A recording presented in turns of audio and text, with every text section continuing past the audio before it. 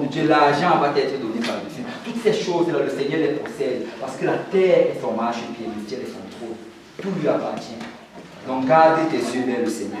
Garde tes yeux vers la moisson. Garde tes yeux vers l'œuvre du Seigneur. Et laisse l'Esprit de l'Éternel te secouer. Et tu sais, nous avons plusieurs personnes aujourd'hui. Peut-être qu'aujourd'hui, tu es encore à l'état de la naissance. Peut-être que tu n'es même pas encore né spirituellement. Si tu n'es pas encore né spirituellement, aujourd'hui, permets à l'Esprit de l'Éternel de te parler et obéis à l'Évangile. Fais-toi baptiser au nom de Jésus pour le pardon de tes péchés. Et quand tu vas te faire baptiser, tu vas rentrer dans l'alliance du Seigneur. Et ton nom va être marqué dans le livre de vie. Il y a une place qui va t'attendre dans les cieux. Et si tu es déjà né de nouveau, peut-être que c'est un moment dans lequel tu dois grandir. Peut-être que c'est un moment où tu dois grandir. Et si tu dois grandir bien, tu as besoin de faire la bonne chose.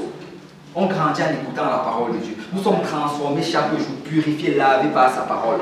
Donc continue à venir sur les études bibliques. Implique-toi davantage. Demande à un frère ou une soeur qui fait une étude biblique. Est-ce que je peux t'accompagner à l'étude biblique? Est-ce que je peux t'accompagner? Va voir le pasteur. Pasteur, tu as des études bibliques en semaine. Est-ce que je peux t'accompagner à une étude biblique? Et autant de fois que tu te plonges dans la parole, aussi rapidement tu vas grandir dans le Seigneur. Et là, tu vas rentrer de nouvelles relations avec le Seigneur. Tu vas avoir une nouvelle détermination, un nouvel amour pour Dieu et pour sa parole. Et si tu es déjà grand, si tu te considères déjà assez mature spirituellement, eh bien, laisse-moi te dire que tu dois laisser l'Éternel te secouer. Laisse l'Esprit de l'Éternel te secouer. Laisse l'Esprit de l'Éternel te secouer. Laisse l'Esprit de l'Éternel faire ce qu'il a envie de faire avec toi. Parce qu'il y a un appel dans ta vie. Nous avons tous un appel dans notre vie. Chacun d'entre nous. Vous savez, nous sommes assis sur un si gros potentiel. Au milieu de nous, il y a des prophètes. Au milieu de nous, il y a des docteurs. Au milieu de nous, il y a des évangélistes. Au milieu de nous, il y a tous ces ministères dont on parle dans la parole de Dieu. Nous sommes équipés de tout cela. Mais il faut juste que quelqu'un laisse l'Esprit de l'Éternel agir en lui. Quelqu'un doit laisser l'Esprit de l'Éternel le secouer. Arrête de regarder vers le monde. Arrête de regarder vers tes besoins. Parce que le monde va te dire que le succès, c'est avoir un bon travail, se marier, avoir des enfants, avoir un beau compte hier ici. Ce n'est pas ça le succès. Le succès, c'est de t'assurer que tu vas aller au ciel. C'est ça le succès. Le succès, c'est de t'assurer que tu vas aller au ciel. Et si tu veux être encore plus excellent que cela, c'est de t'assurer que tu vas amener quelqu'un au ciel avec toi. Amen. C'est ça le véritable succès selon la parole de Dieu. Je ne dis pas que les choses là sont mauvaises, c'est bien, mais laisse-moi te dire que le Seigneur va te les donner si tu gardes tes yeux du bon côté. Tu peux décider d'aller les prendre partout comme Samson l'a fait, mais ça va t'apporter beaucoup de problèmes. Ce que tu dois plutôt faire, c'est de te concentrer sur Dieu, te concentrer sur l'œuvre de Dieu, te concentrer sur ta relation avec le Seigneur. Et alors que tu fais cela, le Seigneur va te donner tout le reste par la suite. Cherchez premièrement le royaume et la justice de Dieu. Et toutes ces choses nous seront données par-dessus. Amen. Alors si on peut battre le nom pour le Seigneur.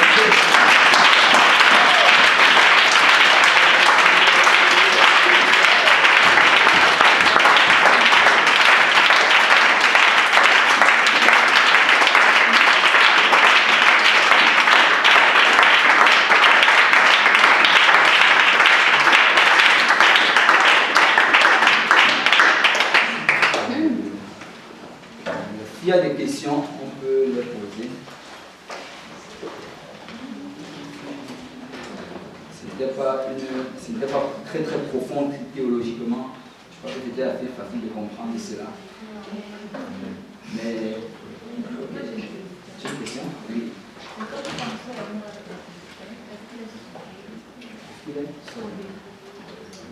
En fait, quand tu regardes cela, bon, la question, elle demande que comme Samson est mort avec les Philistins, est-ce qu'il est sauvé? La chose en fait, c'est que quand tu regardes cela, tu vas dire qu'il a fait une prière de repentance, il s'est aligné avec la volonté de Dieu avant de mourir. Mais la vraie manière vraiment de regarder cela, c'est de se dire qu'on ne peut pas juger, on ne sait pas. Tout ce qu'on peut dire, c'est donner la direction que le Seigneur demande de faire. C'est un peu comme, là je vais un peu extrapoler, ce n'est pas ça que tu as demandé, mais c'est un peu cette question-là. Est-ce que Hitler va dans l'enfer? Et je suis sûr que certains chrétiens vont dire sans doute et sans hésitation, oui! Il est déjà en train de rôtir. Mais la chose en fait, c'est que on doit laisser le jugement à Dieu. Dieu qui juge. c'est sûr que tu vas regarder cela, tu vas dire qu'il est en désaccord avec la parole. Tu vas dire ça clairement, que chacune des actions qu'il a faites était mauvaise. Et la Bible dit que ceux qui le font n'hériteront pas le royaume de Dieu. Tu as cité la parole, mais le jugement revient du premier. C'est en bas que j'amène dans le jugement parce que ce n'est pas à nous de juger, c'est à Dieu de juger. Donc pour Samson, je ne sais pas, mais je vais juste te dire que bon, ce que moi je vois, c'est qu'il s'est aligné avec la parole de Dieu à la fin de sa vie et Dieu va non le juger en conséquence. Mais comme tu as dit qu'il a fait une prière de repentance, c'est là aussi que tu m'as dit que juste avec la prière de repentance, c'est qu'il est aussi. La chose c'est ceci, c'est que, en fait, est-ce que tu sais qu'il y a des gens réellement qui, moi je le crois fermement, je n'en ai pas encore vu, mais je le crois fermement, que si quelqu'un là, il arrive à la fin de sa vie, on nous avait raconté une histoire pareille.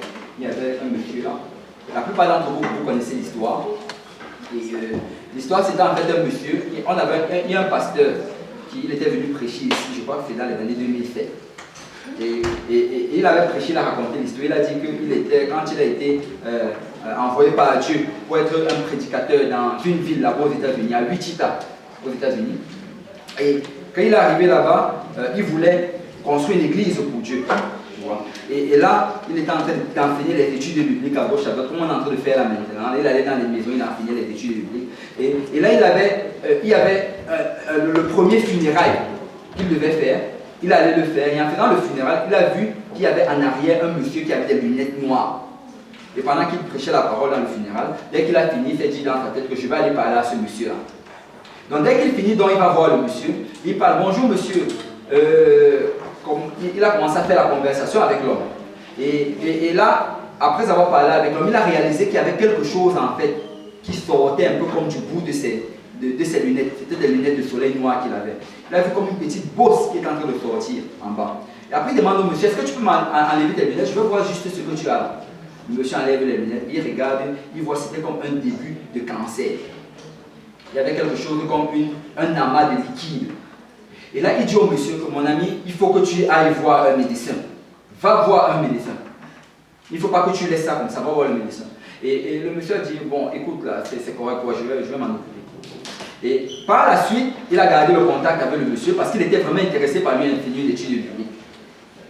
Et là, il a gardé le contact, il appelait le monsieur de temps à autre, il arrivait chez lui. Il a donc proposé l'étude biblique au monsieur, mais le monsieur, chaque fois qu'il lui proposait, il refusait.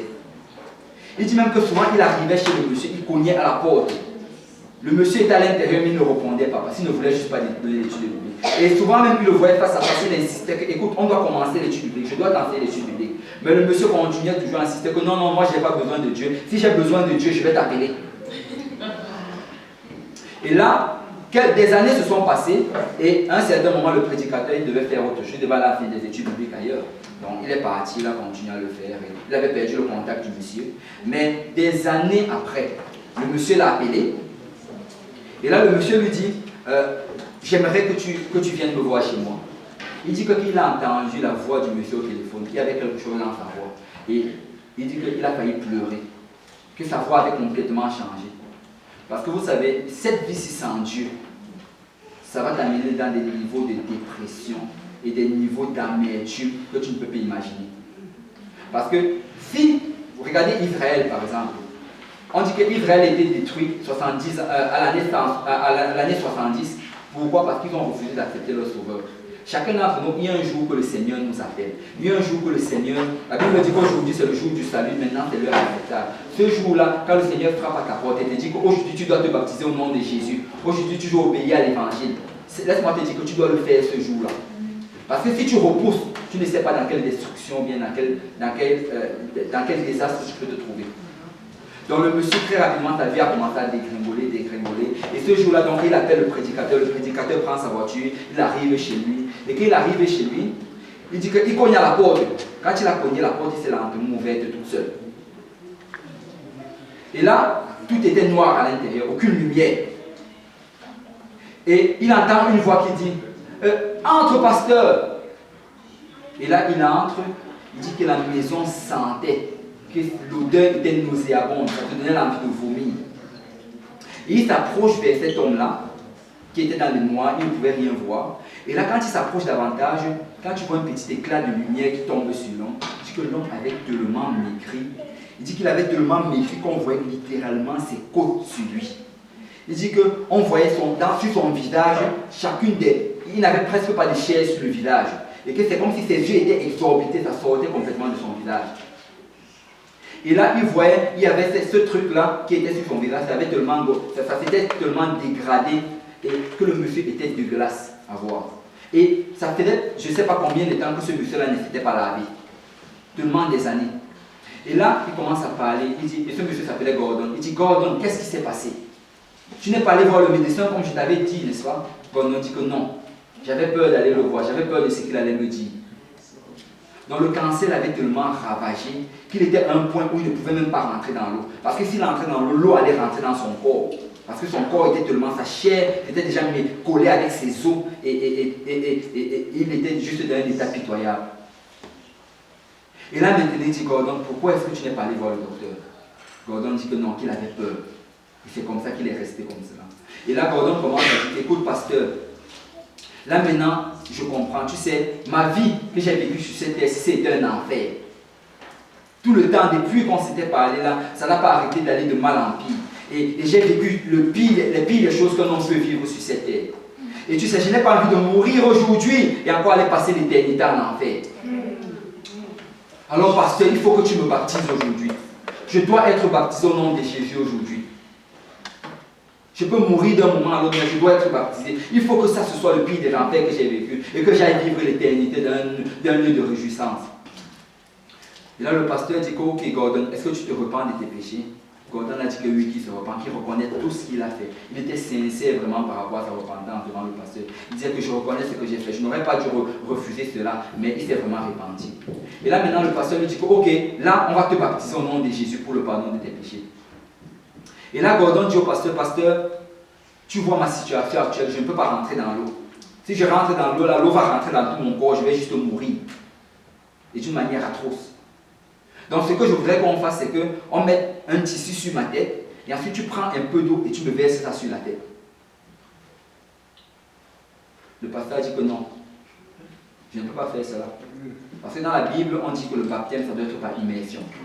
Le mot baptiser dans la Bible, ça vient de baptizo, qui veut dire plonger, immerger.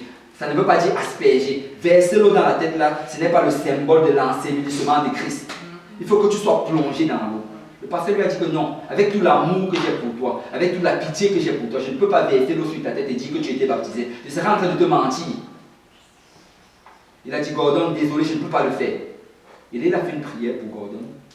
Il a touché Gordon. Il dit que qu'il a touché Gordon. Gordon a tellement pleuré parce que ça faisait des années que personne ne l'avait touché.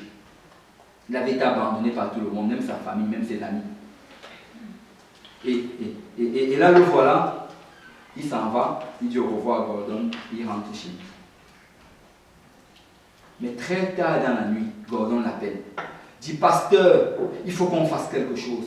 Pasteur, je ne peux pas aller en enfer. Pasteur, je sais ce qui m'attend de l'autre côté. Je ne peux pas aller vivre cela. C'est horrible. J'ai déjà vécu l'enfer ici. Et je sais à quoi ressemble l'enfer. Et je sais que ce sera pire que ce que je vais vivre là-bas. Non, non, non, il faut que je sois baptisé, pasteur. Pasteur, je ne peux pas mourir comme cela. Et là, il dit, pasteur, j'ai une idée. Et là, l'idée qu'il avait, c'est qu'on allait prendre. Il a bien expliqué l'idée au pasteur. Et c'est qu'ils ont vraiment fait, ils l'ont suivi à la lettre. Le pasteur, il a appelé ses pasteurs adjoints.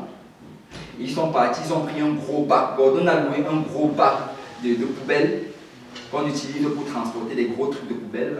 Et il a demandé à ce qu'on remplisse l'eau à l'intérieur. On a rempli l'eau. Et ensuite, maintenant, il est venu là-bas avec ces pasteurs-là. Et puis ce Gordon ne pouvait pas rentrer dans l'eau. On l'a entièrement couvert de papier plastique. Et on l'a couvert de papier plastique jusqu'à la tête.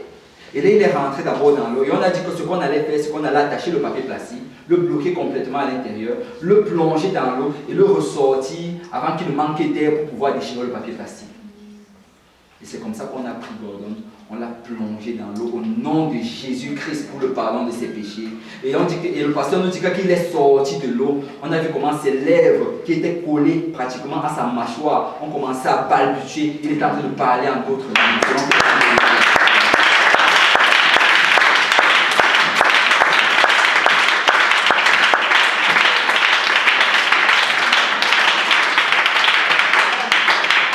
Nous ne devons pas jouer avec ces choses-là. Nous n'avons pas la garantie du lendemain.